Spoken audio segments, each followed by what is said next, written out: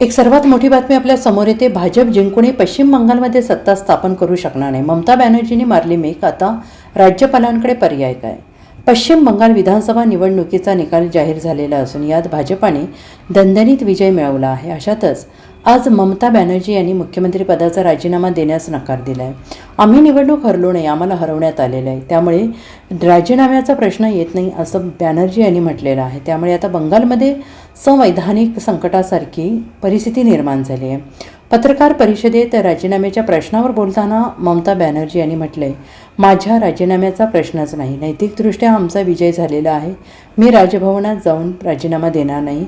आता पुढील रणनीतीबाबत पक्षाच्या सदस्यांसोबत चर्चा केली जाईल. मी आता भाजपच्या अत्याचारांना अधिक सहन करणार नाही. मी रस्त्यावर उतरून लढा देईन. पुढे बोलताना त्यांनी आमचा सामना भाजपशी नव्हता तर निवडणूक आयोगाशी होता आणि आयोगाने भाजपसाठी काम केले असा गंभीर आरोप केला आहे. आता ममता बॅनर्जी यांच्या या भूमिकेमुळे राज्यात संवैधानिक पेच निर्माण होऊ शकतो. मात्र सरकार स्थापनेवर त्यांचा थेट परिणाम होणार नाही.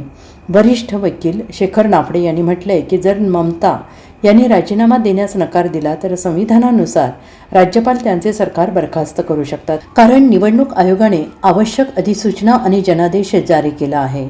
निवडणूक निकालांना आव्हान देण्याचा ममता यांचा अधिकार कोणी काढून घेऊ शकत नाही. मात्र न्यायालयाकडून आदेश येईपर्यंत त्यांना निवडणूक आयोगाच्या जनादेशाचे पालन करावे लागेल. ब्युरो रिपोर्ट, SBN मराठी, पश्चिम बंगाल.